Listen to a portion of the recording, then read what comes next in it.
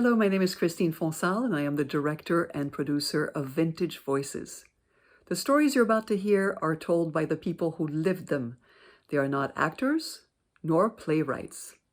They came to this project not knowing what to expect, and they have embraced the challenge with good humor and a sense of adventure. Half of them didn't know if they would be able to record their stories on camera to share with you until the last moment. So the camera has captured them as they are, in their own words, in their courage and excitement to share their stories with you. They were also recorded where they live and where they gather. So at times you will hear the clanging of dishes, a truck going by, and the hum of an HVAC system. Now, below this video, there is a link to a program, and I encourage you to download it so you can meet the participants, learn a little bit about how Living Stories works, and should you need it, take a look at the terminology reference. Thank you very much for being here. Enjoy.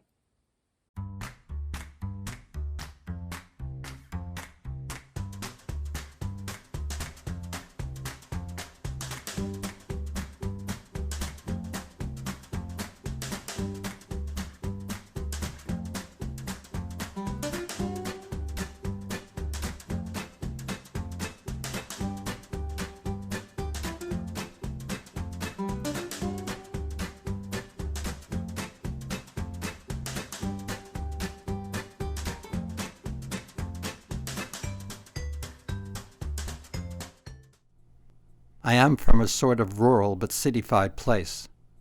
I am from Columbus, Ohio. I am from Washington Heights. I am from living like a gypsy.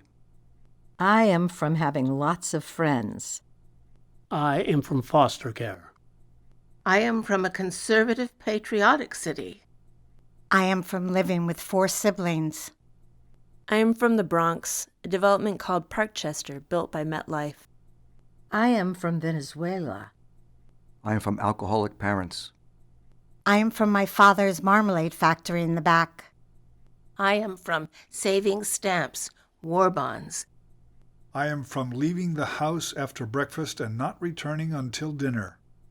I am from not seeing another house from mine, but all the streets and sidewalks were put in by the WPA. I am from walking for miles without seeing another house, and without getting off the paved roads. I am from the smell of marmalade being made for the troops in the Pacific. I am from having Japanese friends next door until they were sent to an internment camp. I am from a Mexican family moving in instead. I am from a very restrictive environment. I'm from grass that you couldn't walk on, paths you couldn't ride a bike on. No pets, of course. I am from being a swimmer. I am from kids should be silent. Don't open your mouth or you'll get a whack. I am from lots of diversity around me. I am from being Jewish in a Catholic country.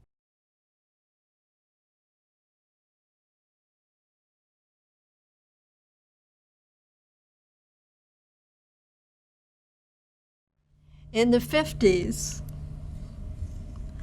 I was a young artist living on the Lower East Side of Manhattan in a cold water flat. The bathtub in a cold water flat in those days was in the kitchen near the front door. Every apartment had to have a sink and a tub for sanitary reasons, and this reduced the number of pipes needed to comply. I worked as an art teacher during the day and worked on my art in my spare time. There was a great community of young artists around the village at that time. With a group of friends, we were hanging out, and we decided we wanted to make a silent movie. I don't remember why, but I was cast as the maiden in distress. You know, the one that gets tied to the railroad tracks in front of a speeding train to be rescued at the last second by a dashing hero. We were inspired by Ingmar Bergman's films, some of which, while not completely silent, didn't have much dialogue. At some point, we realized that we needed someone to film us. A photographer was introduced to the group. His name was Hugh. He showed up on a red Moto Guzzi motorcycle. The camera and the supplies were on the back, and I had to ride on the back and hold on to the motorcycle. I thought he looked exactly like what a man should look like. I thought he's a perfect man. He has a wiry guy, not too tall, not too short, with curly red hair, and he wore those wire-rimmed glasses before John Lennon had made them popular. Very quickly, the silent movie project was ditched, and the group lost interest and dissolved in a couple of evenings, but I was already moved on. Hugh and I got to know each other over those couple of evenings, but I was already involved with someone else, so I just thought that while it might be nice to see Hugh again, I didn't think that would happen. The city is a big place. But whenever Hugh saw anyone from that group, he would ask about me. And they would say, well, she still lives over the Pepsi Cola sign, but we don't know if she's still living with that card-carrying communist. This was during the McCarthy era. It was already a pretty nervy thing for a girl from my Midwestern Protestant background to be living with anyone, but a card-carrying communist was far from being considered acceptable. We were idealizing something that McCarthy was not. Also, in those days, anyone that even talked about unions was called a communist. Anyway, I was still living with him, so Hugh would go on until he would meet someone else from that group and ask again. Finally, someone said, the commie guy is gone, but she's still living above the Pepsi sign.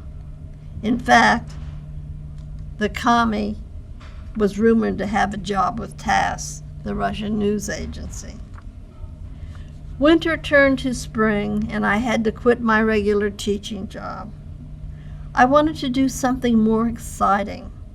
I wasn't earning much at PAL, the Police Athletic League, as a recreation leader. So one day, I was hauling my empty bottles down for deposit money so I could have money for the subway. When I ran into Hugh, we hit it off right away. I knew he was the one for me.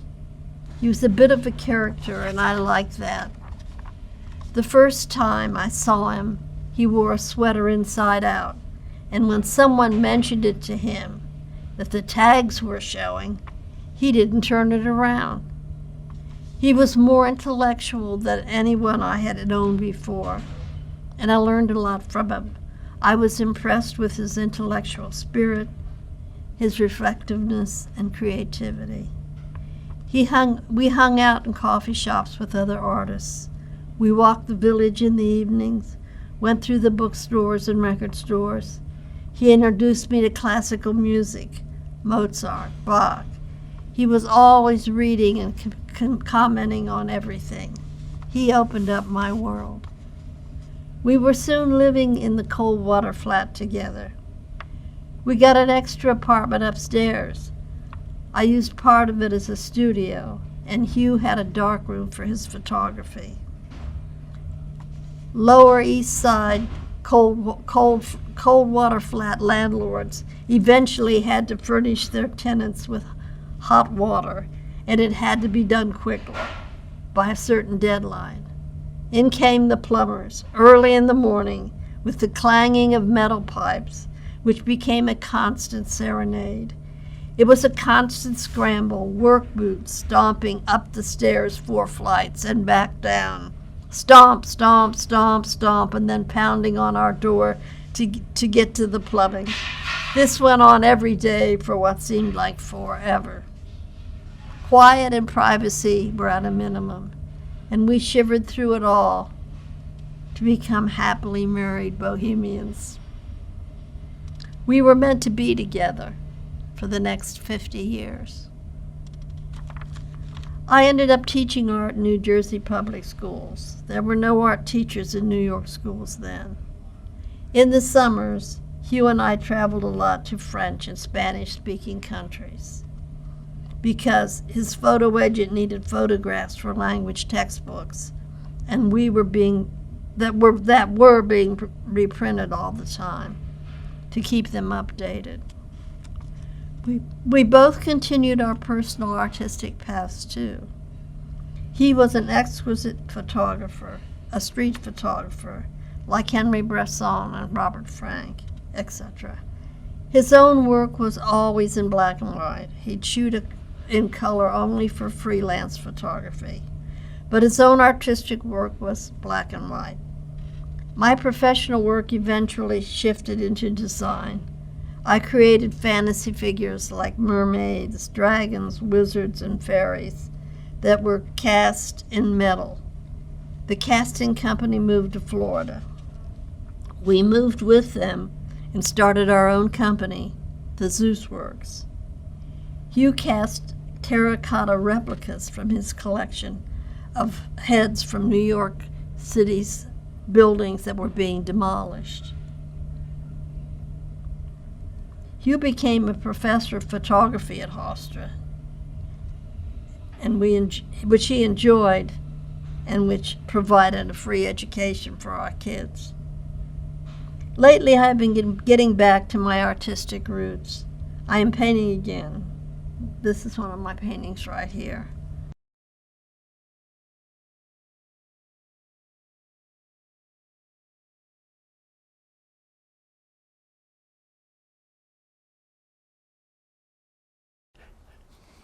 I've always been fascinated by gold. Not because it's valuable, but because it's gold. It's bright and shiny. Even as a kid, I remember my favorite nursery rhymes and children's books all had gold in them. There was a chest of gold or a wheelbarrow full of gold or even the gold pot at the end of the rainbow.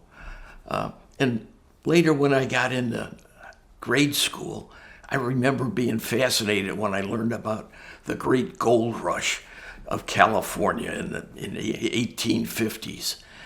Thousands of people rushed to California to try to find gold, and they did. It was just laying around.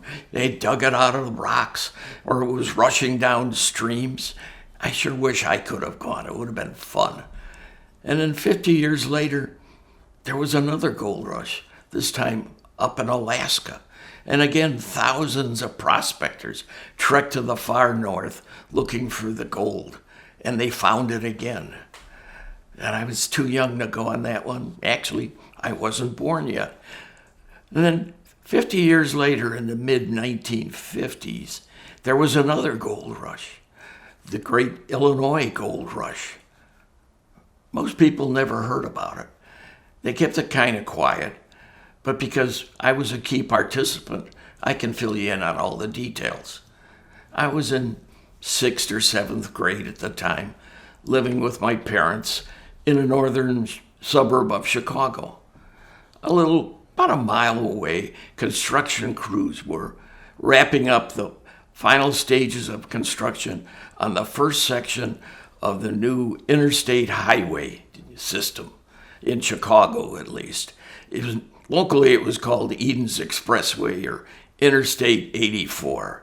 And it was a great place for a kid to explore. There were brand new highways, 3 lanes wide, stretching like a ribbon as far as the eye could see in both directions. And the pavement was smooth and easy to ride. It was great for bike riding. And I remember one day I was pedaling my bike as fast as I could up the highway, and something caught my eye out of the corner of my eye, a flash at the side of the road. What was that? I slammed on my brakes, came to a screeching halt, made a quick U-turn, and pedaled back to find out what it was. I looked around, but nothing was obvious. I looked under a brush, moved some debris around, kicked some stones, and nothing that I could see. But then the sun peeked out from behind a cloud, and suddenly all these stones and rocks just seemed to glow. There's a gold hue everywhere, sparkles, sun. There was veins of rocks with gold through them and speckles, splotches. I mean, it's gold. I found gold right there on Eden's Expressway. I raced home to get some container to put my newly found gold in, but all I could find was an old mason jar that my mom used for canning. It was small, but it's all I could find and it would have to do. And actually, it was probably turned out to be the right size, because once I filled it with gold, it was pretty heavy. And I tell you, I slept with a jar full of gold under my bed that night. And I told my mom, we're rich. And now what do? I asked her. And she said, I don't know. You watch all those cowboy movies. They're always finding gold. What do? Well, they take the gold to the assayer's office and stake a claim. Oh, well, our town is too small to have an assayer. But maybe Mr. Smith, the jeweler, could help. You should go see him. So the next morning, I wrapped up my jar of gold in newspapers to disguise it. And then I took a circuitous route to make sure I wasn't followed on my way to the jewelry store. Mr. Smith was expecting me, I think, because he ushered me quickly into his back room and said, keep your voice down. Don't want people to overhear us. As I told him my story, I could tell he was getting interested. I mean, I saw a slight grin break across his face. And when I handed him my rocks, he dumped them onto his work table. And under the bright lights, they shone like sparkling fireflies. He poked at him and prodded at him with special tools. He weighed him. He got out a giant magnifying glass and looked at him under a microscope. He even checked his reference books. And finally, he turned to me, took his glasses off, and said, well, congratulations, you found gold. Oh, wow.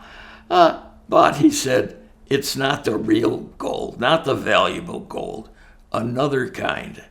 It's called iron pyrite or fool's gold. He could sense I was disappointed, so he quickly added a note of optimism. But don't give up, because wherever you find fool's gold, the real gold is sure to be around. They go together. They're always in the same places. So don't give up. Keep looking. And I did. I mean, I assembled a bunch of tools, shovels, rakes, even collected a bunch of empty mason jars and looked for that gold. I spent a few days looking at it. First day, I marked a 0 spot in a bush and searched north. The next day, I searched south. The next day, it rained. But I kept looking, but never found it. And unfortunately, soon the highway opened for traffic, and with all the cars and trucks on the road, my mom wouldn't let me ride my bike there anymore. Naturally, I was disappointed. But baseball season was starting, and I played a mean second base. And so all my hopes and dreams turned more towards my future career as a Hall of Fame baseball player. And I kept that jar of gold for many years, until one day it disappeared. I suspect it was a robbery. And, all that happened quite a while ago. And since then, I haven't heard of anybody finding gold in Chicago, which means my gold is still there. So next time I'm back in Chicago, I'm going to look around and see what I can find now.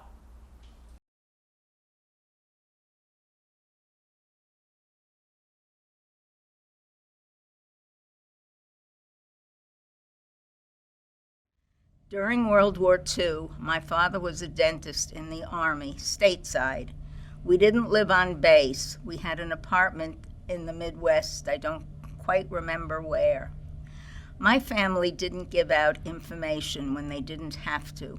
So when my mother disappeared one day, and I was 7 or 8 years old, and an only child, I knew I wouldn't be told what had happened, nor would I ask questions. I sensed there was something wrong, and I accepted it. As a matter of fact, my father just said, "I'm going to pack a few things for you, and you're going to go somewhere else for a while." My father had to go to the base every day, so I had to stay somewhere. His logical solution seemed to be to put me in a convent. I was scared. The convent of Mary the Immaculate was this enormous building with a huge iron fence around it, and everything looked very dark and gloomy. We rang the bell, and someone came to take us to the Mother Superior's office. In the halls, I saw these people with heavy black habits. The Mother Superior spoke to me for a little while, and then to my father, as I was busy looking around, trying to acclimate. She rang a button, and a young novice took my suitcase. My father got up and walked to the door and said, "You're going to stay here. I'll come see you on the weekend." On his way out the door, he turned around to her and said, "Mother Superior, we're Jews. Does that matter?" "Not at all, Captain Dash. That's perfectly fine," she replied, and he left. That was the first time I heard that we were Jews. I don't even think I knew what Jewish was at the time, but that was definitely the first time I heard that we were Jewish. I didn't even think how long he was leaving me there for. I was so focused on the immediate situation. Another novice came to take me to the dormitory, and in the halls I saw more of those dark figures with the white wimple. It was pretty scary. None of the young people were around because this must have been during classes. I saw my room. There were 14 of us in the room, equal numbers on both sides in a very small space. Each cot had a narrow table with a couple of drawers, on top of which was a glass for water at night and a few wooden pegs on the wall to hang some things. It was very basic. And then I met the other girls. They were all my age. The oldest one was 10 and the youngest was 7.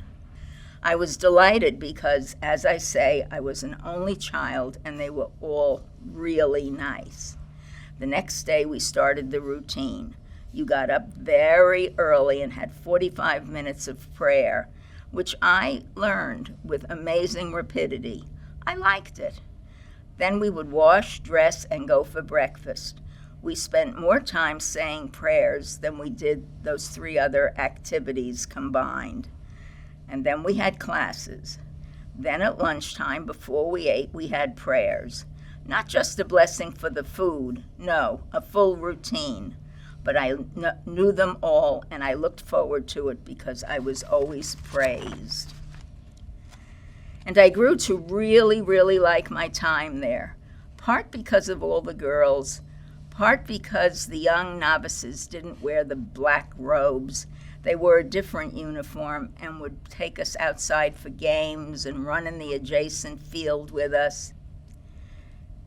You know that at that time there wasn't much for young girls in a poor economy to do. They all came from large families with few options, like church or caring for children in someone's house. We had classes in the afternoon, and then after dinner we were always allowed to go out, either by ourselves or with another girl. There were these beautiful statues, and I had never seen anything like them either. If I was with someone, we could play hide and seek among the statues, but sometimes I just sat and stared at them. I really liked that. I was a star pupil there. I knew every prayer they had, so I kept getting these cards for doing a good job. They were religious cards with a picture of a saint, an icon, and I kept getting them for everything. and there was one that was very special because the Pope had blessed it, and they were giving it to me. I just had this most tremendous stack of icon cards, and it was all really special. There were two things I was envious of. I did go to Mass on Sundays, but I couldn't take communion, and I wondered what they were getting. Are they getting candy? What is it? Is it a mint? The other thing was not attending catechism with the rest of the students. I went to Bible classes, and that was nice because in a way they were like fairy tales. People want to know if they tried to convert me. Not at all. So I really did love it, and I was successful there. Sometimes my father came on the weekend and sometimes not, but it didn't matter. Perhaps he was visiting my mother. When the time came to leave, about 5 months later, I was heartbroken. My father told me to pack my things, and the following week my mother and I would be returning to New York. I cried my eyes out and said, "No, I don't want to leave. I want to stay here. It's almost my turn to wait on table." That was a really important thing for me. It meant that you could clear the table after dinner, and I had been waiting for a very long time. Those chores were scheduled on a rotation, and the other girls didn't want to do it, but I couldn't wait. Before leaving, I carefully packed all my good girl cards with the icons on them. Weeks later, the trunk arrived in New York, and I couldn't wait to unpack, especially for the cards, and I wanted to show them to my grandmother, who had come from Austria. I showed her each one and told her the name of the saint represented, and got to the best one, the Son of God, and this one was blessed by the Pope, I said. She said gently, "We're Jews. We don't believe in the Son of God." And I said, "Yes, but there were all these other things, these statues and paintings and all these pictures." And she said, "Well, he was a good man, but we don't believe he was the Son of God." We put them back in a stack, but then when I came home from school the next day, they were gone. I was heartbroken. But you know what? I got over it. In New York, I started to notice these nuns in black everywhere. I never had noticed them before, and I felt a sense of sympathy for them, and I understood who they were. After my father's death, I found out his real name was Wolf Jacob. I and everyone else knew him as William John Dash. In the 40s, not only was it hard for professionals to find good jobs, but there were roadblocks for Jews in some fields, like the medical field or the dental field. I think that's why he changed his name and hid the fact that we were Jews for a time. Many, many years later, I found out that my mother suffered from mental illness from the time she was 16 years old. My experience at the convent gave me insight into another way of life, another group aside from my own. I was from New York. This was out in the Midwest somewhere. Everyone was so nice to me, and I loved them back. It improved my life, and it left me with a really good feeling to hold on to. Even now, so many decades later, I remember my time at the convent when I was special.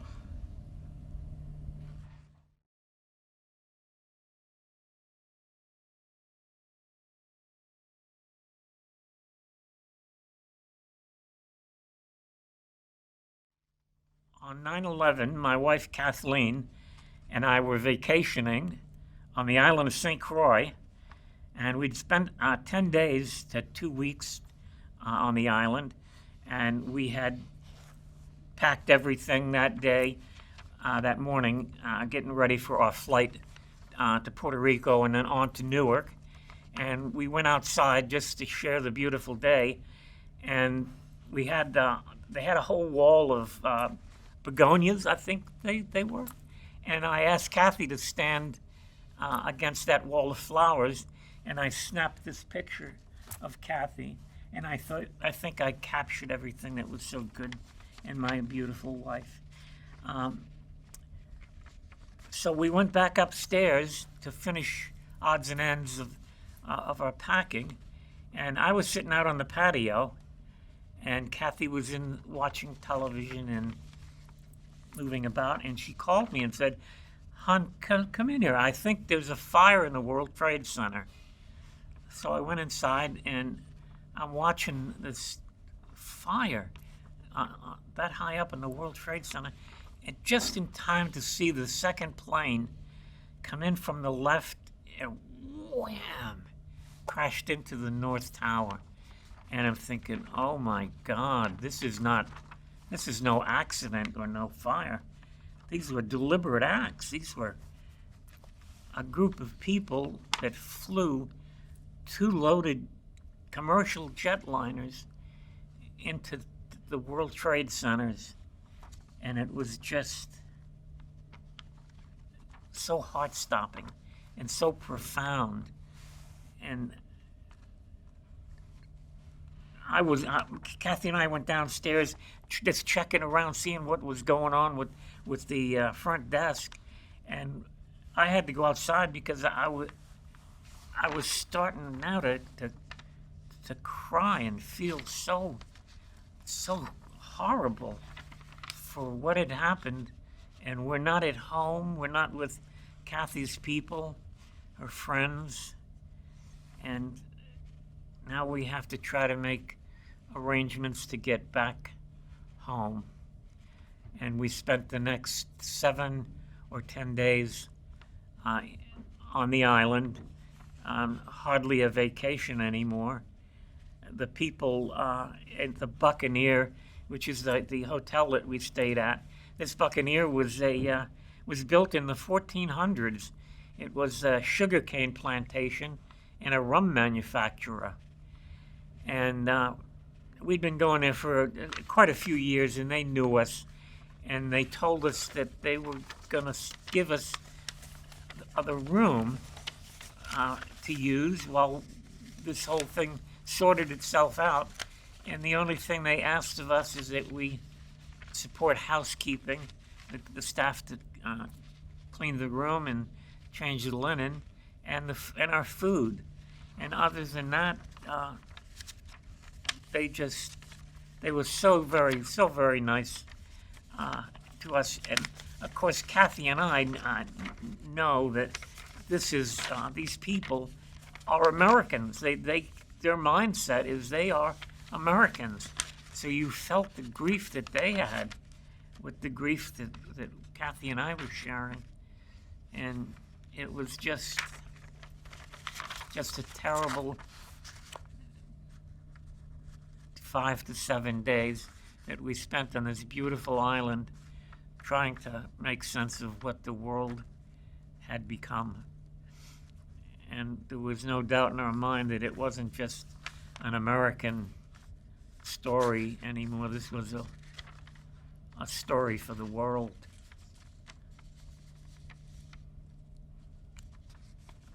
Of course, all the flights got canceled, so we were definitely not going, thank God, to Puerto Rico.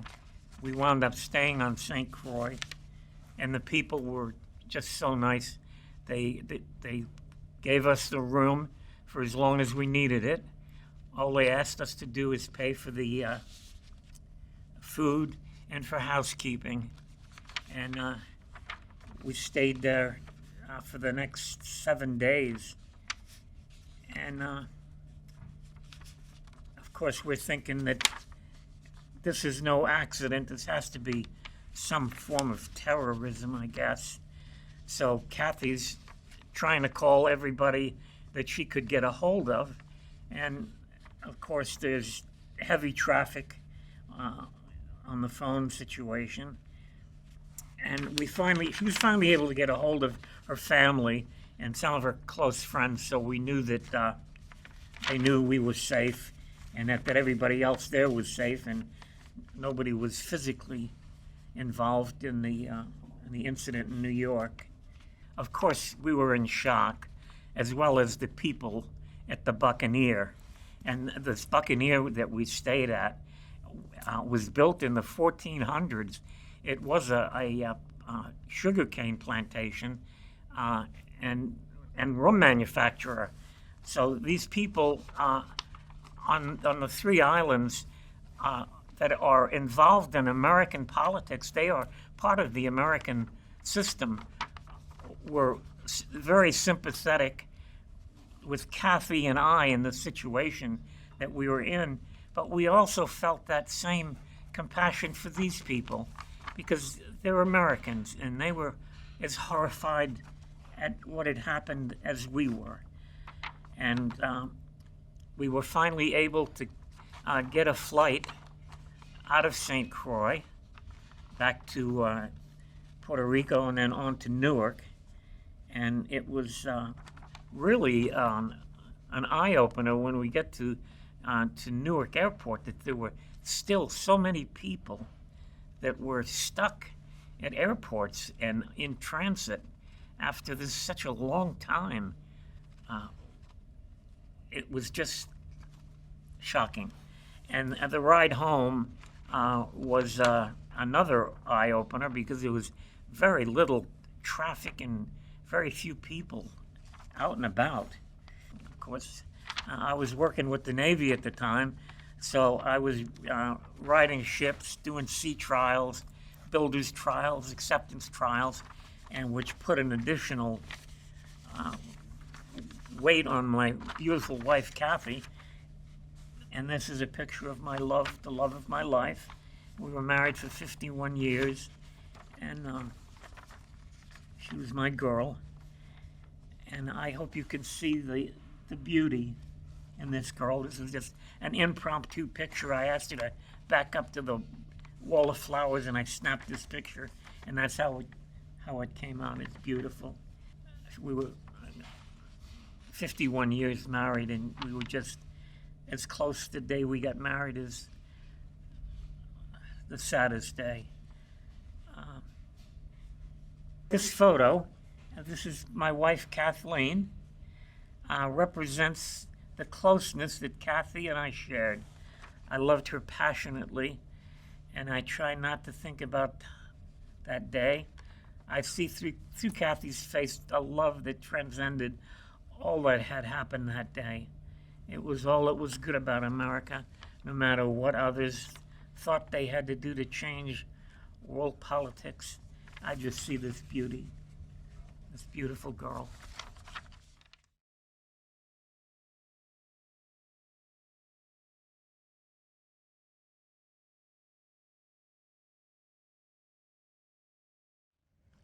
Every birth is a new adventure. When I was in nursing school, I just loved watching babies being born. It seemed a miracle to every time it happened, and a new experience every time. After 30 years, I still think there is nothing like watching a baby being born, not only for the parents and for the who are watching, but for the mother who is having it, but for the rest of us in the room. It's something sacred. It's something that happens only a couple of times in your life, and maybe if you're lucky.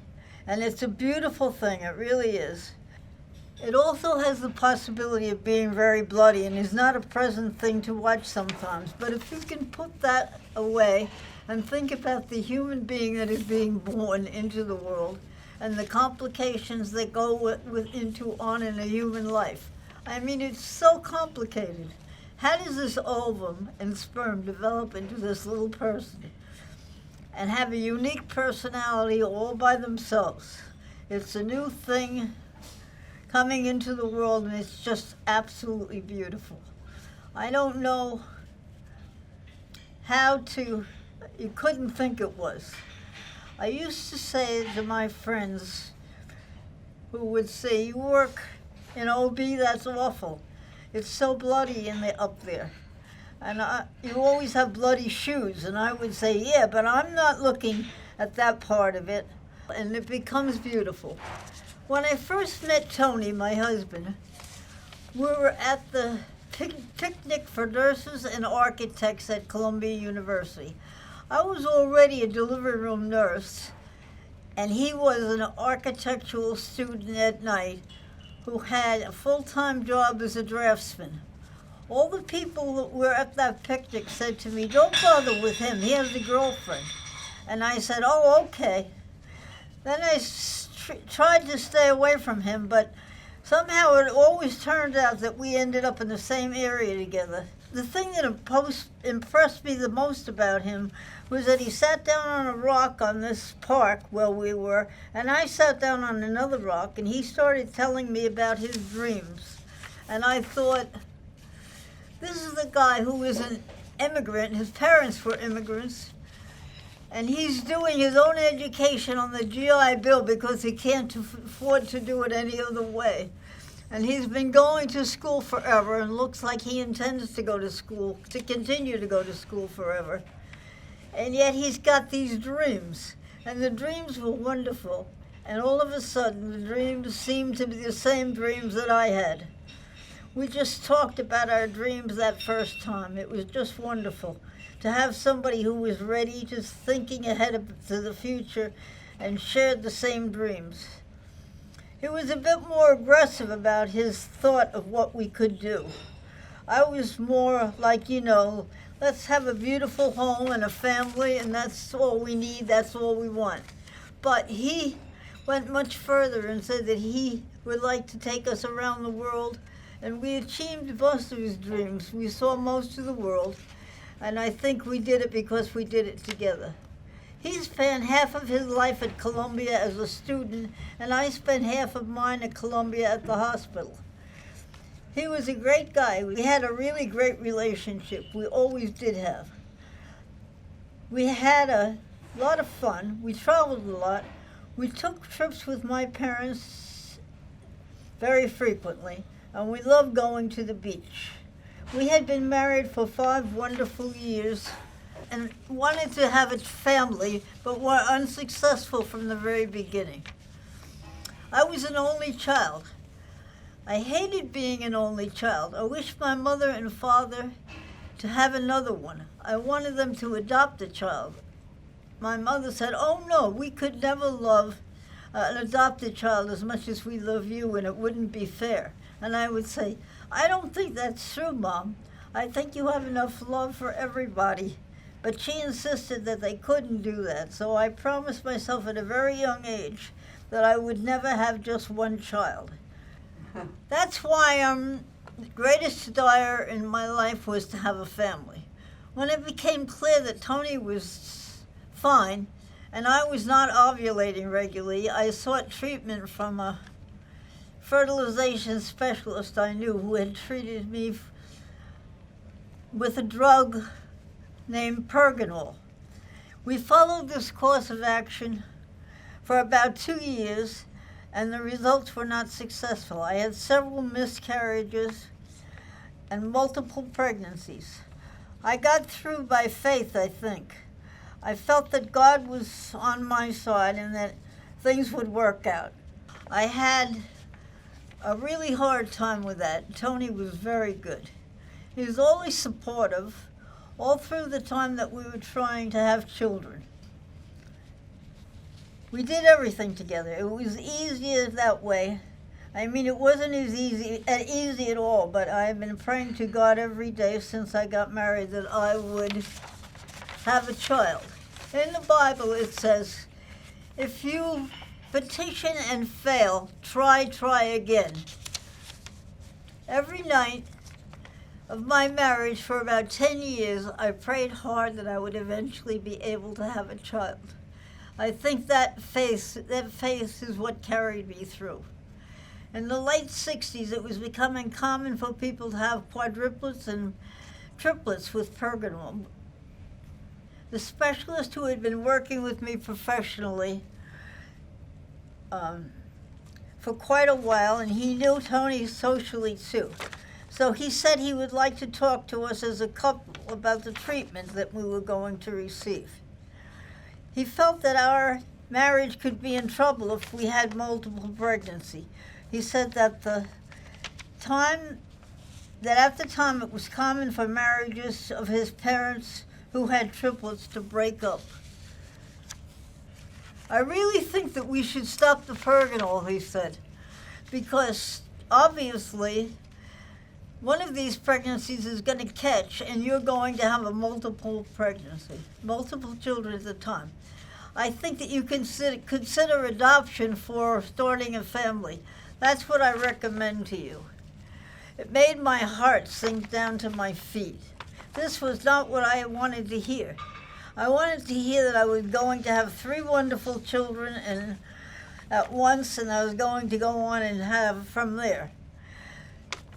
But given the challenges of the last 2 years, my husband and I decided that adoption was a pretty good idea. This way we could start a family right away. So I immediately sought an adoption agency. Since I was a delivery room nurse with the Columbia Presbyterian, and we occasionally had children who were put up for adoption, I knew the Spence Chapin Agency in New York City as an agency that I had worked with before, and I liked them very much. So I went to them and said, I have a problem. I'd like to adopt a child, and we began the process. I was 9 months into the process and almost at the point where they could release a child to us. The agency told us that they had a lovely newborn for us and that his mother was not wanting to give him up, but they thought that she would make the decision that was for his benefit. They said, we think it would be a good choice for you. Waiting for her to make that decision was hard, but because I would have wanted to be in her spot in a million years, I was something I would not be able to do, I don't think. At this point, Pop, my father-in-law, had become ill. He had terminal cancer of the colon and had to have surgery and a colostomy. He went to the hospital and had the colostomy, which is a piece of surgery which requires nursing care when you get out because you have this thing on your side where you are eliminating instead of the regular way. Pop was a very Italian man. He was a sweetheart, a wonderful man, a loving man who had come to us for a better life in the United States from Bari, Italy. In the early 1900s with a 4th grade education. I really adored him from the day I met him, but he didn't really understand any of this. He looked at his side and said to me, what am I supposed to do with this? So he needed someone to take care of him, and I seemed to be the only logical person in the family to take care of him. The only person with the kind of medical background. So Pop came to live at our house with us, and I was his caretaker. He was moved into the room that was expected to be the baby's room. It didn't take more than several weeks for Spence Chapin to figure out that we had a dying man in our household. And they called to tell me that they could not place a child in the home where there was a dying person, and that we would have to make other arrangements for my father-in-law.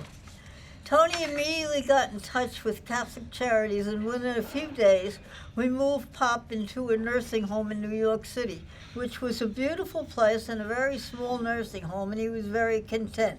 And so he was out of our house, and the baby's room went back to being a nursery. Spence Chapin called us soon after that to tell us that our new son was arriving.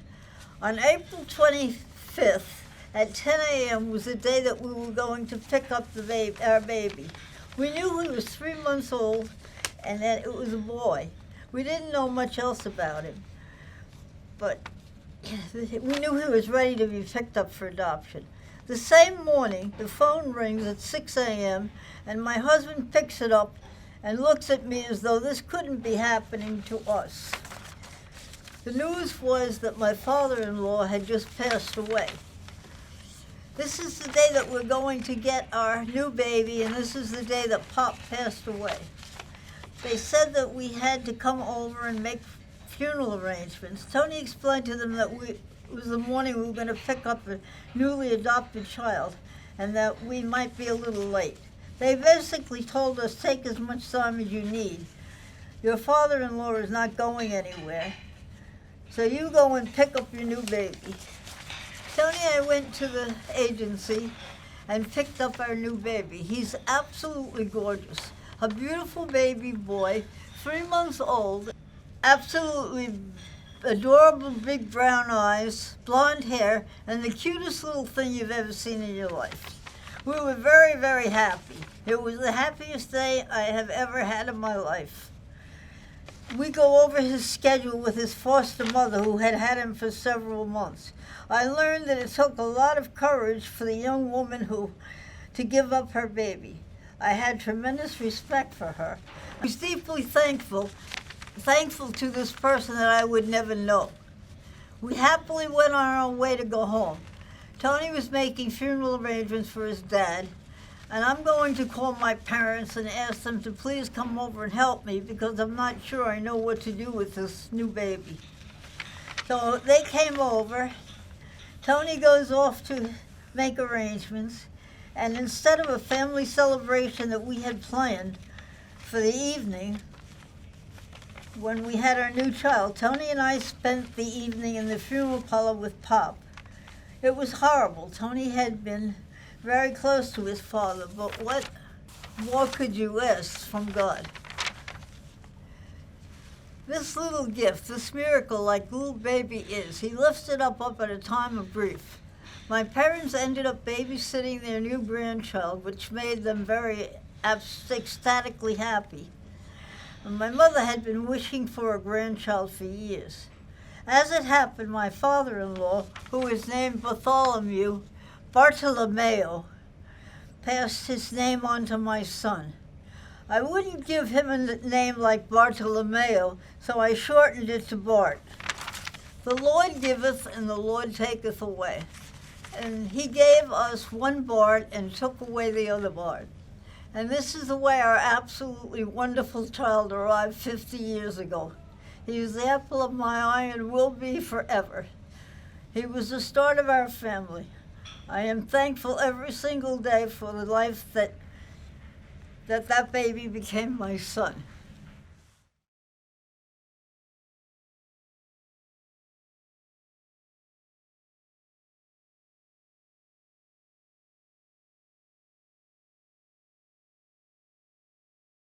I started swimming competitively when I went to high school. I was 16 years old. It kept me back a few years, so I started late in high school. I started drinking at age 20. I associated drinking with being a man, and it was modeled by my parents, my uncles, my parents, my mother, my father, all his friends. I was right out of high school when I decided that I wanted to drink and I wanted to get drunk to see what it was like, because up till then I never really drank, maybe a sip here and there. I went right into the service at 20 years old, and drinking was part of the culture there. I stayed drinking and drunk for the next 5 years, every waking moment that I could. If I had money in my pocket, I was drinking. I don't know if I can say I was an addict at the time or I was addicted to drinking. I thought maybe I just thought it was fun and games. I fell in love with booze. I really did. I fell in love with the effect that it gave me.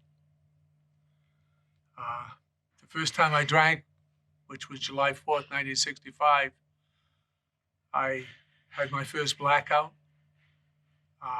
The next day I woke up down the street on the 4th floor in an apartment and have absolutely no idea of how I got there. And that's pretty much all that I thought about for the next 5 years, or almost 5 years. Near the end, there was an awful lot that I had eliminated. But by the end, I was just drinking beer or whatever I could get, but I was mainly a beer drinker at the end. And every night before I go to sleep, towards the end, so I could still go to work in the morning, because most of it was in the service, I stick my finger down my throat and throw up. so that I could get rid of this stuff. Otherwise I couldn't get up in the morning. And that was my practice. If I had to go to work, that's what I'd do. In 1968, I was stationed out in California. I was then going to Vietnam. I'd already spent 13 months in Southeast Asia, 10 months in Taiwan, 3 months in Thailand, cheap booze.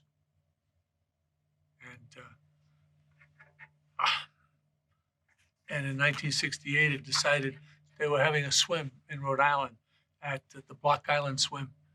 And I decided to enter the swim and signed up for it.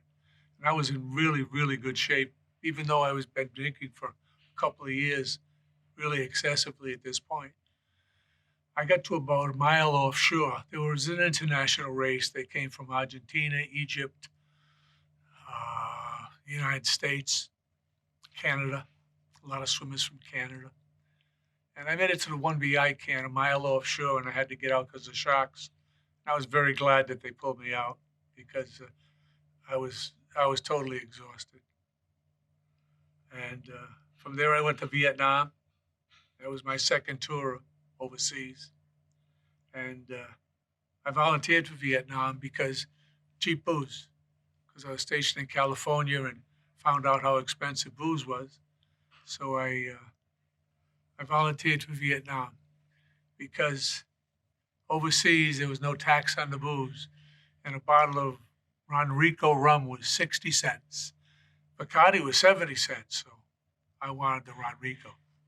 So by the end of my drinking in Vietnam, I was drinking almost 2 bottles a day and really thought nothing of it, except it was just making me very sick. And I did stupid things. Like during one of the mortar and rocket attacks, I was out pulling the sandbags off because I had hid some booze underneath one of the sandbags, and I'd run out. And when I came back from Vietnam, when I first got to Vietnam, it was like a vacation. And after 3 months, Tet Offensive started. So every night they started mortar and rocketing us. And every night you were running to the bunker. And that was my last 9 months in Vietnam. When I came back from Vietnam, I saw my father sober for the first time. I had never seen my father sober, that I can remember. And I found out that he was going to a 12-step program. And I couldn't kid anybody. I'd known for a couple of years that I was going to need some kind of program, that I knew what I was doing was wrong, and that if I didn't change, I'd wind up dead. So I went to 3 of the 12-step meetings with my dad to give him Bill's Good Housekeeping seal of approval. And I listened. That they were all old. I was 24. They all were in their 30s and 40s. And but I could identify with them, what they were saying. And I knew I couldn't bull crap anybody. I knew I was going to eventually have to be there. But I figured I could probably drink another 30 years before I had to go. And I could stop on my own. And for the next 7 months, I really, really tried to stop. And the longest I made it was a day and a half. And then I was back to McCormick's Bar and Grill, or back to Webb's Cafe, or the New Harbor Bar. After 7 months, I reached the low. Something happened. And I had gone through another moment of despair, or whatever you want to call it, as I got drunk and fell on the floor and at a party and embarrassed me, embarrassed my girlfriend. At the time I was with my wife, who's my wife now. In fact, in July it'll be 50 years we've been married. This was a little over 51 years ago now. April 18th, 1970. It was my last drunk. And as I laid on the floor, embarrassed, split my pants at a party, and I was just very, very embarrassed. Next day, as we're driving back to Boston, Judy asked me, please promise me you'll never drink again. And I said, I can't promise you, but I will go to the 12-step program that my father went to. And in the beginning, it was very difficult. People said to me things like, what'd you do? Buy yourself a half a case of beer, kid? So you think you're an alcoholic, you know? And because I was one of the youngest ones in there at the time. Today, they're coming in at 16, 17. And for the next 15 months, I mean, I knew it worked, but I didn't buy it. I didn't drink the Kool-Aid. But I knew it worked because I saw people getting sober and changing their lives. I saw that. After 15 months of not drinking and going to meetings, and I finally reached a moment of truth. I was in the car. I was mad about something. I don't know what it was. It slammed the car door. I was covered with broken glass.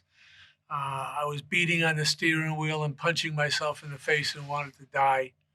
And it was the first time I ever asked for help. And I got it. I went from wanting to die to having a peace of mind. I'll never forget it. And ever since then, I've had very strong belief in this particular program. And ever since then, my life has changed completely.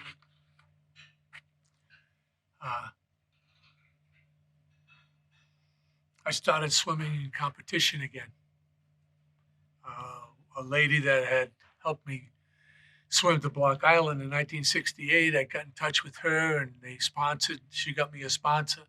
We went up to Canada and we swam a couple of races up in Canada. One of them was a 24-hour race up at La Touque, which is 250 miles north of Montreal. And La Touque, it was all French speaking. Judy came with me. It was a wonderful experience. I swam with most of the swimmers there were my friends from when I swam at the Block Island swim.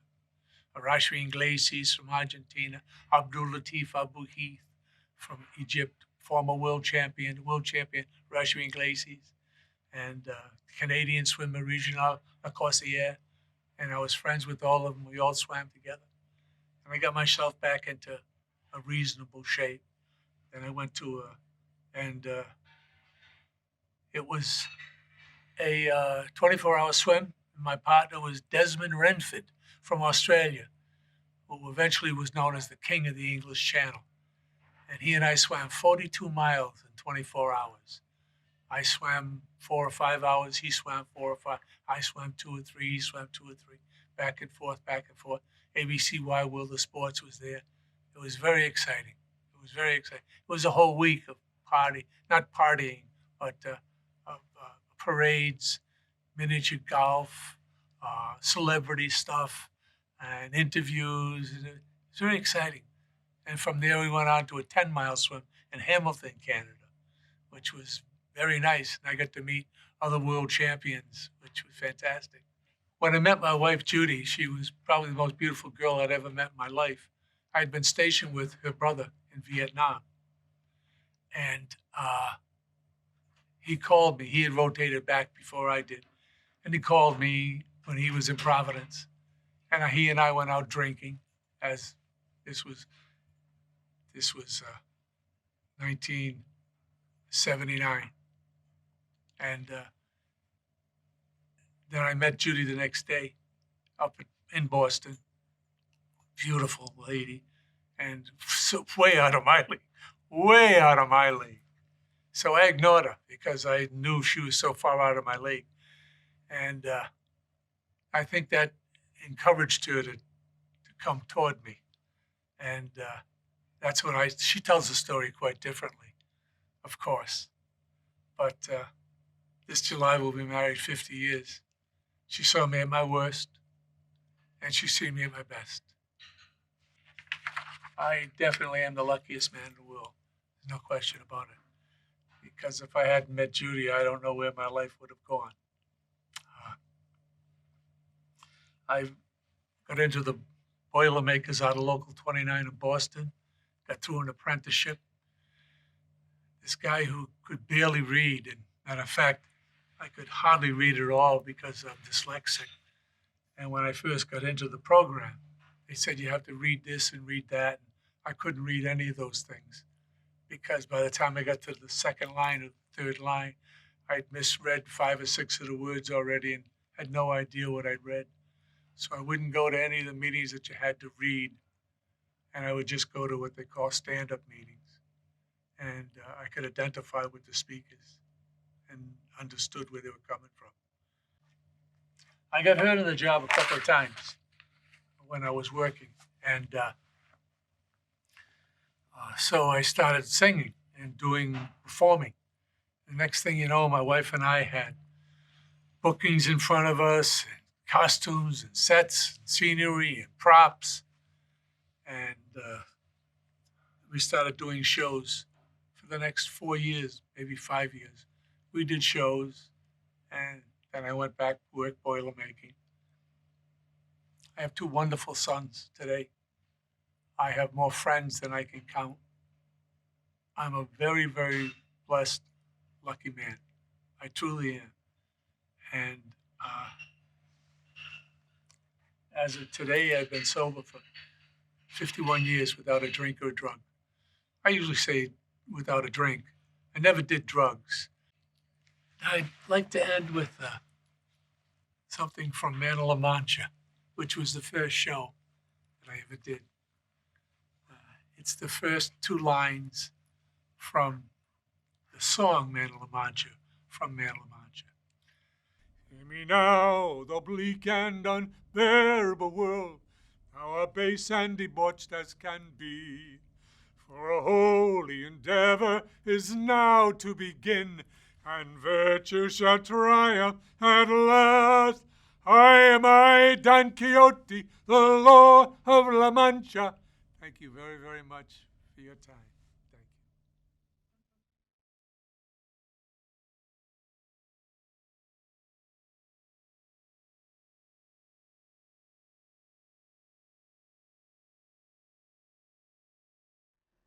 you. In 1972, I was a newly divorced single mother with 5 children, age 10 to 17. And we were living in a small house. It had 1.5 acres of land.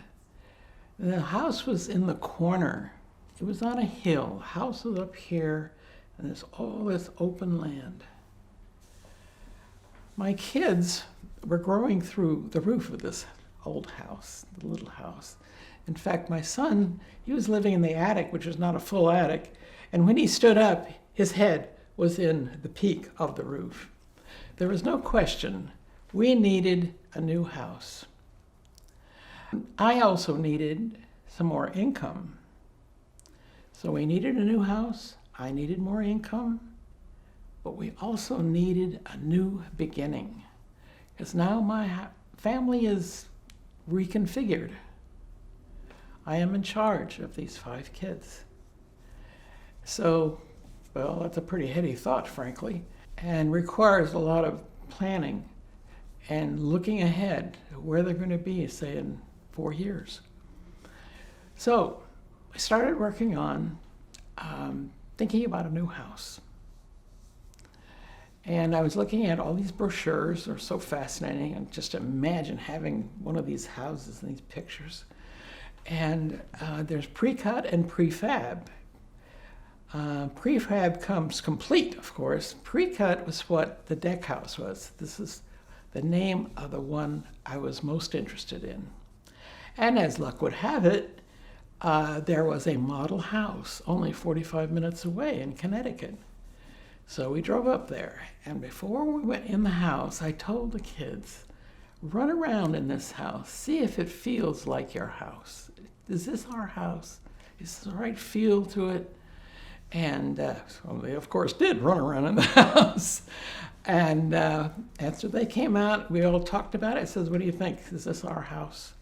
And we had kind of a semi-vote about it, but they were convinced this was our house. And so we had to proceed.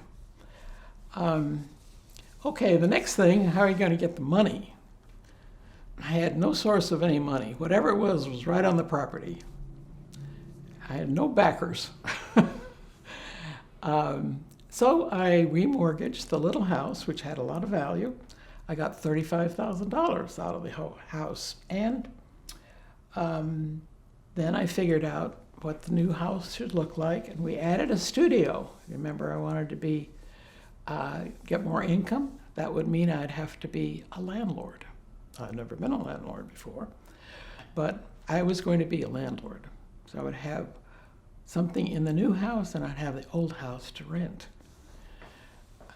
So I put the $35,000 on a deck house. Down payment. It would not pay for the whole thing, for sure, but it would pay for the shell of the deck house. And the next thing, I ordered the deck house, and then it didn't seem very long, a couple of weeks, the deck house arrived on a big flatbed truck at the bottom of the hill. My younger son went down there. I think he wanted to see it come. And lo and behold, it came, but it said, hey, no way we're going up that steep hill. I don't know how we're going to get the house up the hill.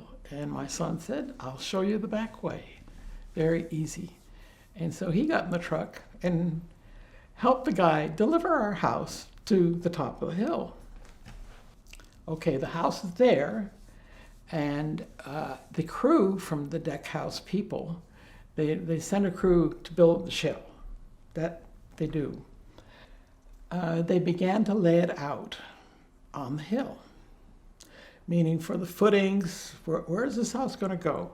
And they laid out and started to dig the footings, and immediately a problem. And one of the guys came running up to my house. I was at the house at the time, and he said, we've hit rock. We have to blast. And there'll be insurance required. And as I was in the habit of doing, when my kids would bring me something they wanted to do, and was something totally outrageous, and I had to think about it for a minute, I said, I'll think about it. And so I did the same thing with this gentleman from Deck House. He said, how about pushing the house down the hill 6 feet? End of problem, or at least that problem. And with that moment, I became the GC, the general contractor. It felt really good, frankly. At that time, women weren't building houses. They just weren't doing that at all. They were having a husband do it, or they weren't doing it. So there were a lot of things that were happening with the building of this house. It was very new, 72. It's just the beginning of the women's movement, or where it started to move. So I was doing things where there had been very little precedent, if no precedent, frequently. Okay, the next job was to get my 5 kids formed into a crew. And so that's what we had to do. Their first job was to stain the beams. Oh, by the way, I had to point out to you, like magic, I had a house that just rose out of the ground and appeared, like, I wouldn't say suddenly, but very rapidly, because, it was pre-cut, so they had all these pieces they just put together, and there's a house.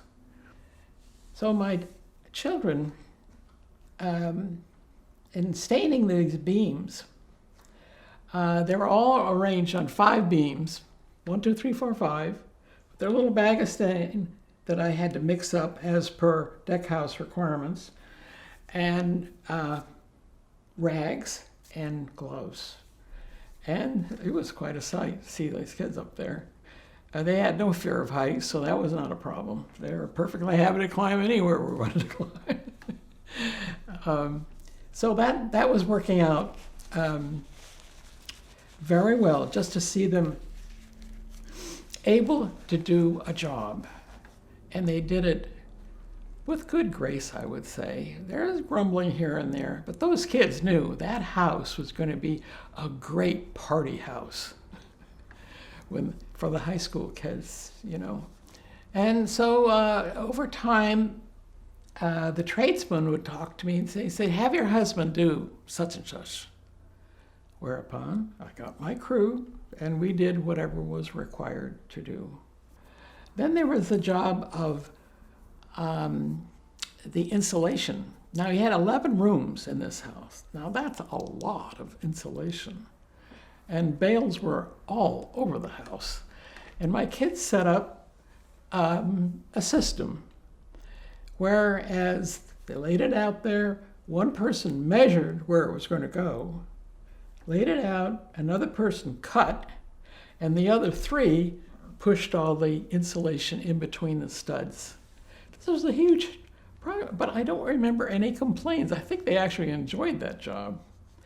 The next job, or the next question that came to me, because there are lots of questions, they would ask me, how do we do such and such a task?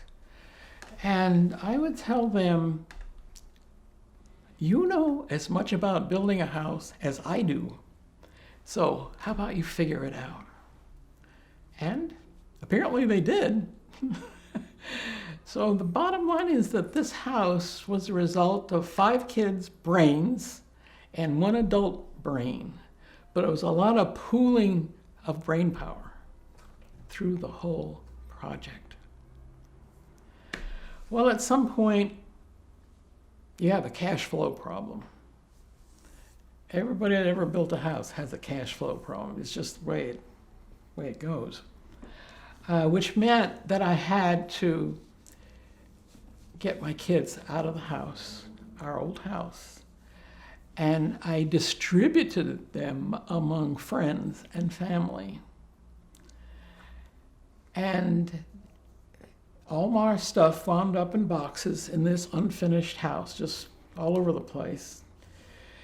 And I rented my house out. And with that moment, I became a landlord. A new role. These new roles were coming up thick and fast. Okay, the next thing actually had occurred earlier, and that is a builder's mortgage. Remember, I had a first mortgage, $35,000 from the old house. Now, the second mortgage is a builder's mortgage, which is given to you in increments. As you finish a certain amount, so plumbing gets in and this gets in, then they give you a certain amount of money from the bank. Worked out really quite well. During this time, I was calling the power company. At this point, they told me the list was getting longer. Now, how does it get longer? Unless people are, paying somebody. I'm sure that's what it was. Oh, I couldn't do that. No way. So I was getting a little desperate. So I wrote an impassioned, and it was impassioned, letter to the president of the power company. It says, I have to get my kids back in this house by Christmas, which was fast approaching. And I need power for this house. Please see if you can't speed up this process. I really poured my heart out because I was desperate. Well, meanwhile, what they were doing for power, because by now it was dark, they had to have, so we ran all this electricity from the old house, extension cords all through the mud and the hill and whatever else was in the way, which allowed for 1 light and 1 power tool. I don't remember this exactly, but I'm sure that there were a lot of flashlights that were set around just to help out the light, because that was a pretty small light. Then came the last job for my crew. my kids. And that was laying 4 by 8 foot panels. These are very big, 8 feet, oh my God, over the subflooring in the living room and the dining room. And my older kids, Jennifer, age 17, and Seth, who was 15, who was a lot of the mastermind in a lot that was happening. He seemed to always know what to do. They decided they were going to race each other to see how fast they could lay a 4 by 8 foot panel. And they put them right together, lined them up there, and they went at it. Oh, it was furious activity. And well, as the result, Seth won, but just barely. He just squeaked by. And so my daughter could hold her head high. She really fought the thing. Well, during this time, I was also going to the wood shop in the local high school to build bins for the laundry. Now, 5 kids is a lot of laundry. And if you don't have some place for them to put it, it is a huge, huge mess. So I finished it, and I was hauling it up the driveway, and I saw a blue truck.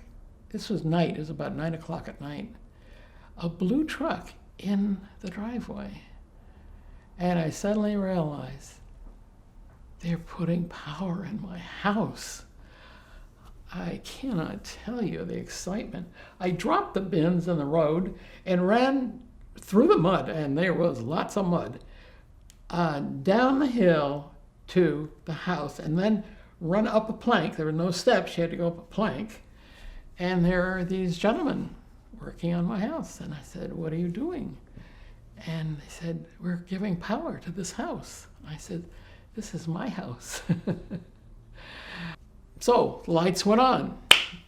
Big step, huge, huge step actually. Then the very next day, the oil company showed up, poured oil, filled up the tank, and that meant the heat could be turned on. It was a hot water system.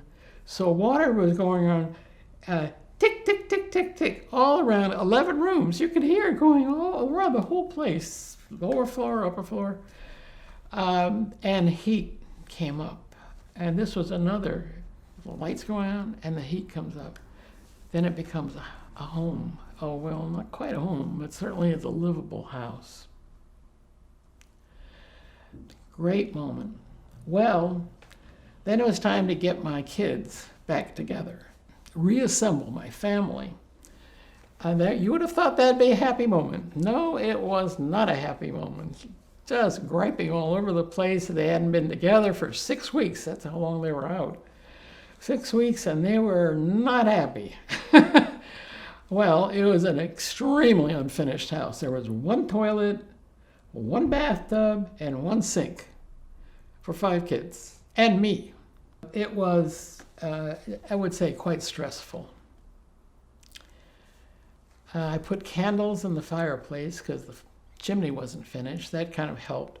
But it was a cold house, not temperature cold. It had no history. I had no idea that would be the feeling, but that's what it was. And somehow we got through that period. But then here's the postscript to this story. About 3 or 4 months later, now the house is quite finished, except for the studio, it was not finished. We had a very gala event celebrating with the American Guild of Organists. That was my profession, being an organist. And I had become dean of the organists by that time for Westchester County. We were celebrating a piece that Malcolm Williamson, a gentleman from England, who composed for one of our events. It was really a very festive night. Everybody was excited about my house, and my kids were, of course, very proud about their house. So it was really a fun night, and it was just great. Well, Mr. Williamson was going to stay overnight in my house. So I had put him in the unfinished studio. He had a very good humor, thank goodness, British humor. But there was a full bathroom. That was a must. So he must have been on British time, because the next morning he didn't wake up. We were going to have breakfast all together. He didn't wake up. So I sent my 2 younger kids in to wake him up. And their solution was to tickle his toes. And so he woke up. I don't remember him being out of sorts, but he was a happy guy, thank goodness. Several years later, Malcolm Williamson, back in England, was knighted by Queen Elizabeth II. So Sir Malcolm Williamson had slept in our house. We had had a future knight in our new house.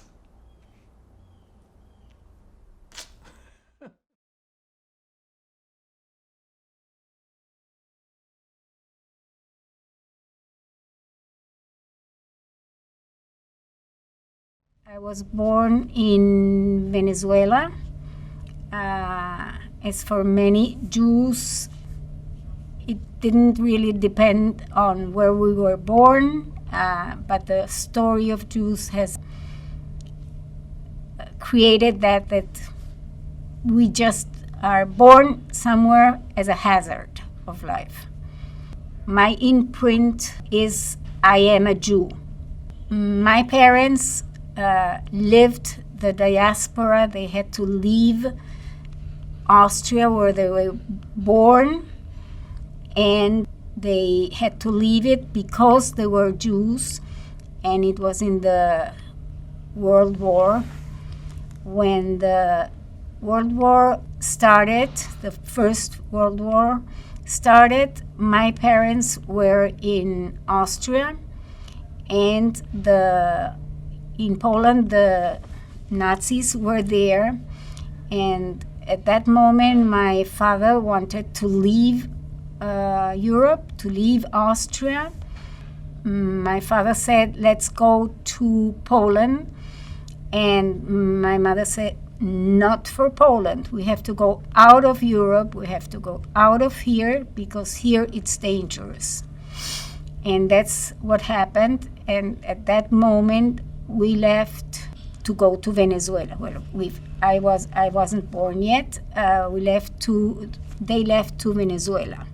One of the things which was also very important in that leaving to go to another country, Venezuela, it was that part of our family was taken from Austria to one of the camps, Theresienstadt, and my aunt was killed there, my cousin was killed there, and my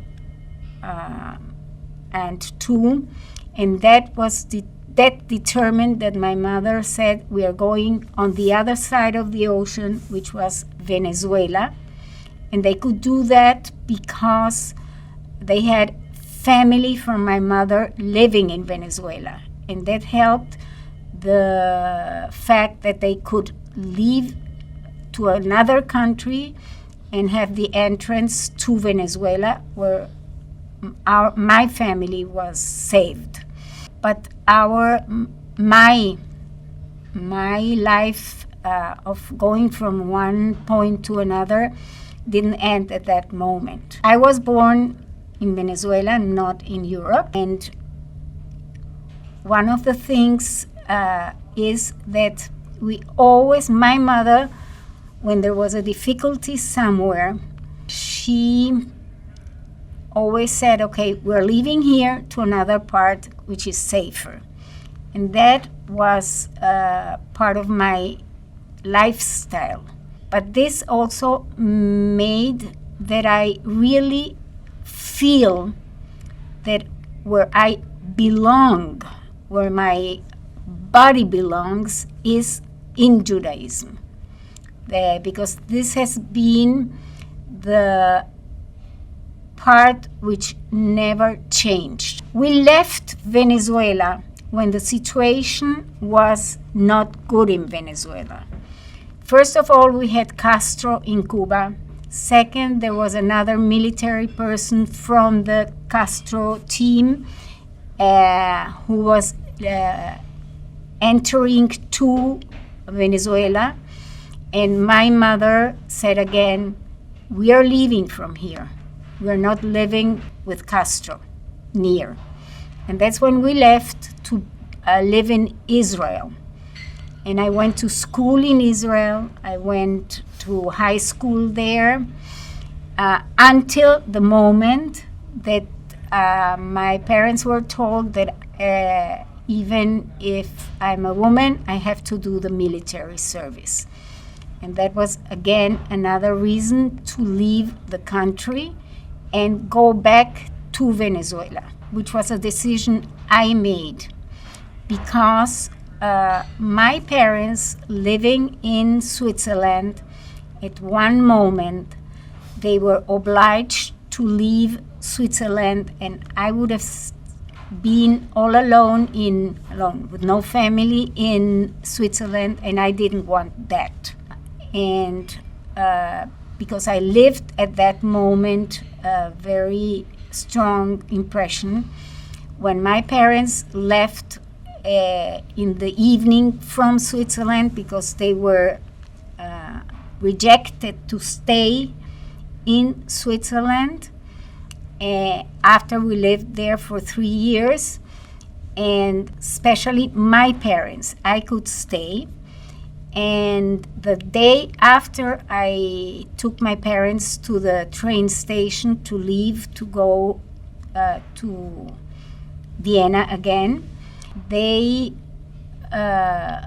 day after that, someone knocked on the door of the apartment, and there was a policeman saying that he is coming to see if my parents really left. And I said, yes, they left yesterday. Okay, we have to see that. So he came into the apartment.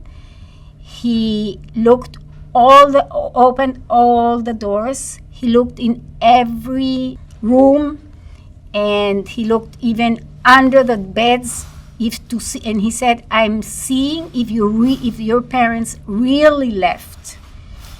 And it was a very strong impression on me, having there this police going around the apartment as if I would have been something terrible, to see if my parents were there or not. And my parents gave me the possibility to decide where I want to live, because I had all my life in front of me. So I decided to come back to Venezuela. To go to Venezuela, to be with my parents. I am an only child, and I didn't want to separate from them. And that's when we came back again to Venezuela. I lived in Venezuela. I got married there. My children were born there. And we lived in the Jewish community, which means very, very near the Jewish community. I was in the Jewish school before, and my children went to the Jewish school. And we made a point, very important, to be Jewish and continue being Jewish. That was important for us. I have a lot of non-Jewish friends, and they are for me exactly the same as if they would be Jewish. I mean, I like them. I'm very near to them, being who they are, and I love people for who they are and not what religion they have. For me, my Jewish religion is important, but that's a personal thing. Something very personal. Is it Judaism is as much as important that my father prayed every morning, the prayer of the morning, and I was sitting waiting for him and looking how he did all this prayer, and which is also a ritual as Jewish. And that was important for me, but it never made any difference with all my friends I had in Venezuela, my neighbors, who weren't Jewish. And I felt exactly as good with them as I felt with my friends in school in Venezuela. I also lived in Israel, as I said before, and that was another very important experience too. And that made me learn a third language, a fourth language, because for my mother, it was very important to speak different languages. And this was part of my experience since I was very small in my house. My father spoke Italian, German, English, okay, my mother too. I learned French, and I speak French fluently. And I was even in school in Geneva, Switzerland, where I studied in French. I speak English, I speak Italian, I speak Hebrew. I can have a whole conversation in Hebrew. And this is also part of who I am. But Judaism is still the main part of me, really, the one which represents me. But it was very interesting that I, even having been born there, gone to school, have Venezuelan friends a lot, every time in Venezuela, when they ask me,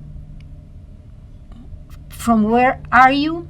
and I said, "From Venezuela," immediately after that came from all of the Venezuelans something which was, "Yes, but you." It was, "Yes, but you are not Venezuelan." So even the others in Venezuela gave me the identity of my Judaism, which was very important for me too. Wherever I am in the world, doesn't matter where, I am a Jew, yes, but, not the other. The yes, but is you are Jewish. And I'm very proud about being Jewish.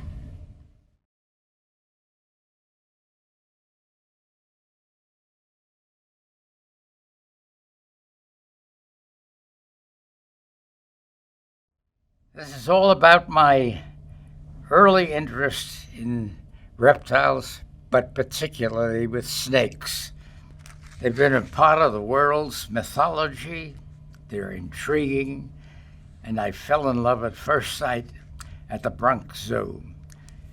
It was a boa constrictor, close to 12 feet long. I was astonished by it. It was varicolored, gorgeous.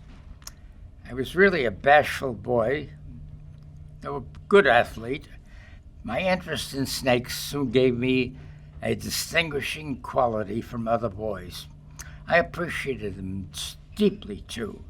I saw they were a part of nature, they fed on other animals, and were fed by them sometimes. They were a part of the cultural history of both civilized and uncivilized humans. There seems to have been a fascination with them since biblical times, often accompanied by fear. My interest in snakes quickly became a part of my identity. Gave me something to be a part of that was different from other people. I was the quote, kid with the snakes, unquote. It gave me a distinctive personality in the neighborhood. I was shy, certainly, of girls, but it gave me something to talk about at school on every level. When I had to write at school, I would always include snakes. There is a wonderful world of mythology about reptiles that fascinated me and people around the world. I also met interesting people who shared my interest. At 13, I was invited to schools to deliver talks and do demonstrations with live snakes. I had a Florida king snake and a pilot black snake, both mild-mannered, accustomed to being handled by everyone. I had purchased them with my savings from the Ross Allen Reptile Institute in Coral Gables, Florida. When I gave talks in schools, the kids received them with a certain amount of awe. Certainly some of them didn't want to get close. They were scared. But I could talk about their mythology, their history, and I think I was successful in making other children appreciate snakes better. In many native cultures, snakes are both worshipped and feared. Ceremonies evolved where snakes were shown, danced with, and then later released back into the wild. It was a worldwide phenomenon, even in places where one didn't expect to find snakes. The stories about them spread to different civilizations. There was a kid named Ed who lived in my building, a bit older than I was, a kind of a quiet, reclusive kid who shared my interest in snakes. That's the one thing we had in common. We shared this strange interest nobody else in the neighborhood seemed to share. One day, I was about 14 at the time, Ed and I set out to see if we could find some snakes in a wonderful area of southern New Jersey called the Pine Barrens. It's a wonderful biological island. There were people, animals there, people also, that one couldn't find outside that area. So we got there by bus and walking. We left civilization, so to speak, because it was wild. There were people who lived there outside of society called Pineys, an isolated group of humans who didn't want much to do with people outside the Pine Barrens. They spoke a kind of sing-song patois of all their own. We Pineys also liked snakes, where snakes were revered animals. Ed and I found some snakes we had hoped to find, which were particular to the Pine Barrens. Indigo snakes. They're not particularly beautiful in coloration despite their name, but they grow up to about 6 feet. We were lucky to catch 2. It's a pretty difficult snake to find. We put them into a laundry bag to take back to our homes. It grew late in the day, so together we tried to find our way back out of the barrens, but we got lost, and it grew dark, so we had to find a place for shelter. It was early fall, the evening was cool, so we started a little campfire. We weren't particularly upset about having to spend the night in nature. We were more concerned about our families worrying about us spending the night in wilderness, so to speak. And the next day was the final adoption of my sister. So I was greatly concerned that my parents would have to look for me and that my sister wouldn't be able to be brought back home if I wasn't back. But we were lost, so we resigned ourselves to finding our way back in the morning. Before settling for the night, we released the snakes. We thought it would be cruel to keep them in a bag all night long. There was a sense of relief in doing that and returning them to their own habitat, as well as to the feeling that if we wanted to, there could be another time for us to catch them. One of the beautiful things about that night was watching the stars parade above us as the Earth was rotating. This was a much greater display than a city kid could see. It was a bigger expanse of the sky. Stars seemed to be brighter there. It was a unique occasion. So we mined our knowledge of astronomy and tried to identify different constellations and individual stars. As the night grew cooler, we hugged each other closely and tried to get some rest, and very gradually we fell asleep. The next morning we could hear police sirens in the not too far distance and thought they might be looking for us. Relieved, we walked toward their sounds. They caught up to us and led us to a place where my uncle was waiting. He was so relieved to have found us and radioed our parents that we were safe. What I learned from this experience is not to go into a strange area without a map, and not to go anywhere without informing people where you're going and how long you're expected to be there. In a way, Ed and I knew we were having a great adventure, and it was a wonderful experience in the sky as well as on the land. Ed and I came back from this adventure with a kind of bond that lasted for a long time, and a great story to tell all our friends and teachers.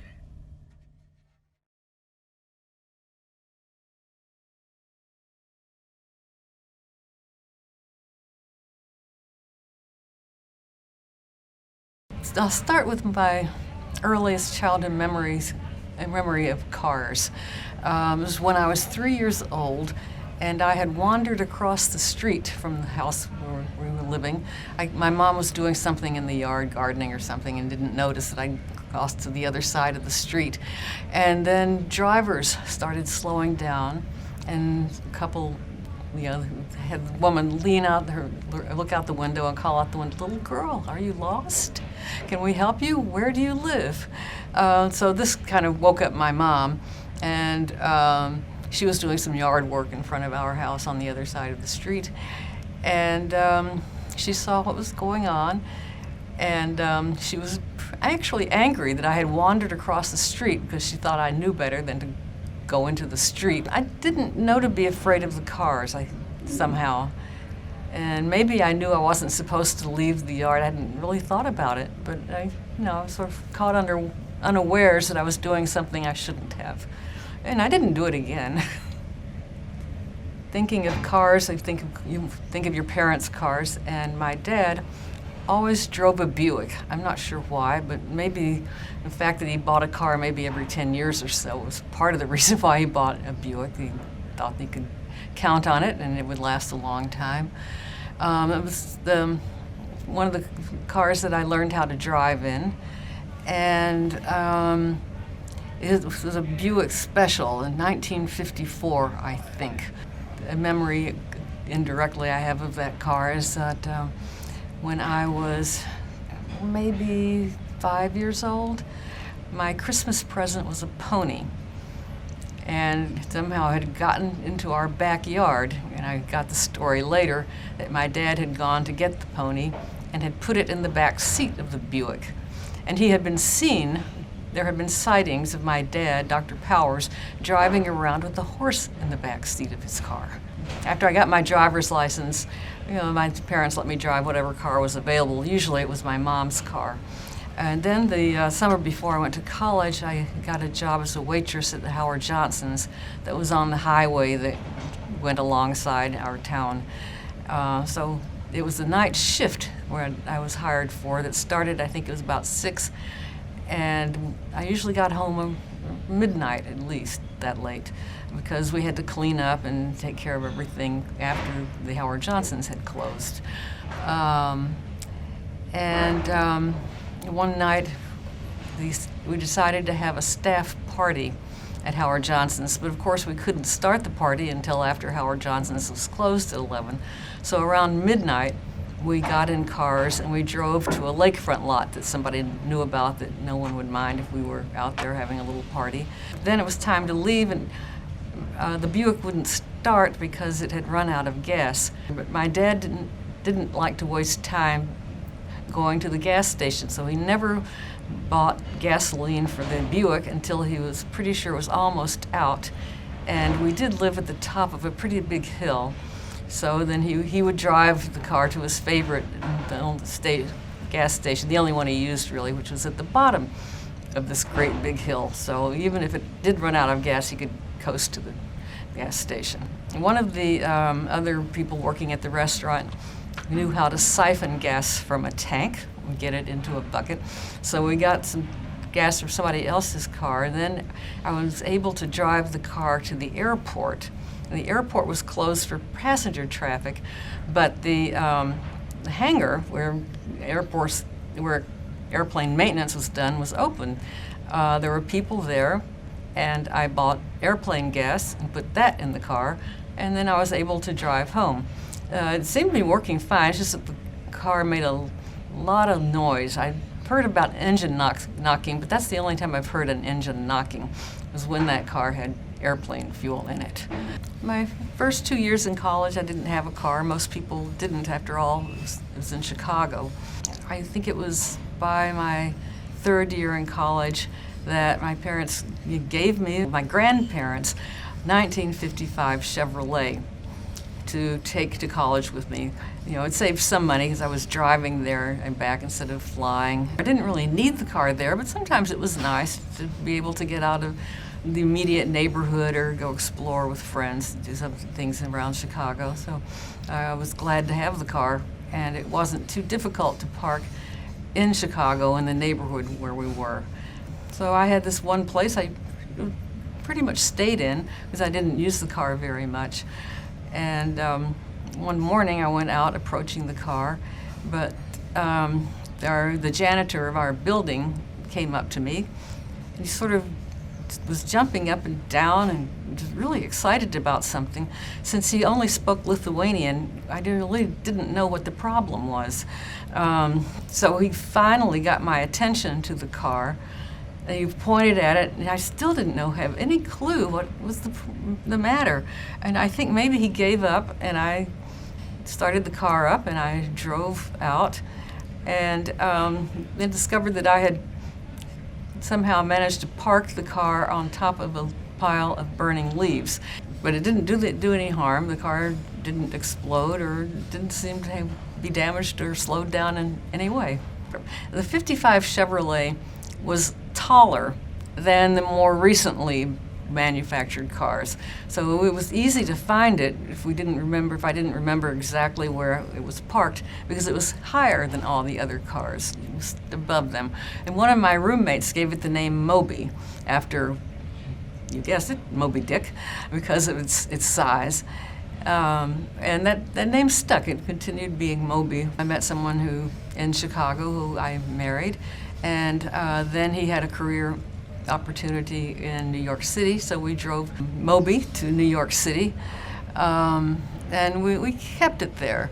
It was ticketed, it was towed, and then we moved to Boston, where it was even worse. It seems that in those days, Boston was possibly the car theft capital of the U.S. I couldn't park anywhere, it seemed, without the next day the car being gone. After several occasions of having to get myself to the car lot, having to pay the fine, take care of it, I just realized that we didn't really want a car in New York City, so I drove it back to Tennessee and left it there. My brothers, who were still high school students at the time, drove it. They liked it because they took it just about everywhere, and then they had this great idea about this white car, that it needed some brightening up. So they fitted it out like an American flag. The hood was blue, painted blue and spangled with stars, and there were red and white stripes. I think they went along the hood of the car and along the sides of the car, so it was quite a spectacle. My parents once, just for a joke, thought it would be fun to drive this car to a party their next door neighbors were giving, not because they needed a car to get from our house to the next door neighbor's house, but just as a joke. They thought that people would be very amused to see this car. And they drove it there and parked it along with the other cars and went in. Everyone saw the car and no one said a word. Some people were offended by that use of an American flag. They had more patriotic feelings than perhaps were prevalent in my family. My husband and I bought a Saab, and I have to say that was my all-time favorite car. It was such a pleasure to drive that car. The pleasure didn't last very long. The car was totaled by my husband. I won't get into the details. No one was hurt. It was a bad crash, but all the damage was property damage, which probably says good things about the Saab because it was mashed up. The next car was an AMC, American Motors Corporation, station wagon, 4-wheel drive, which was appropriate because we had, by that point, we had 3 children, so we could fit everybody into the car. I never really liked that car very much, and that's the car that was, was in the family, driving the children around until they were all off to college. But I traded it in for a Mini Cooper, which maybe that was a little excessive, but I really did enjoy that car. The Mini Cooper still provides transportation and a few adventures for my children and me to enjoy together.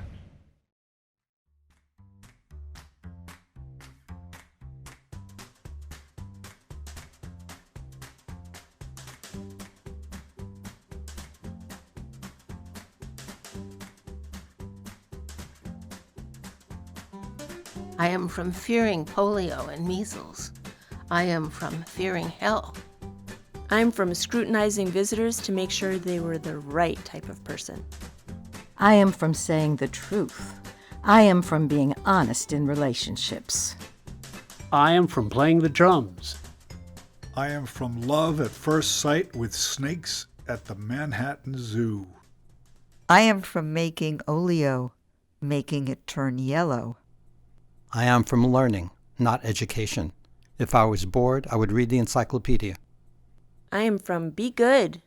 I am from do well in school. I am from pay attention. I am from singing at the VFW and American Legion Hall for the holidays. I am from singing for whiskey baskets and food baskets. I am from a safe neighborhood and lots of freedom. I am from hopscotch with the boys, stickball, curveball, football, 2-hand, 1-hand. I am from going to camp and loving it with a passion. I am from being good at sports.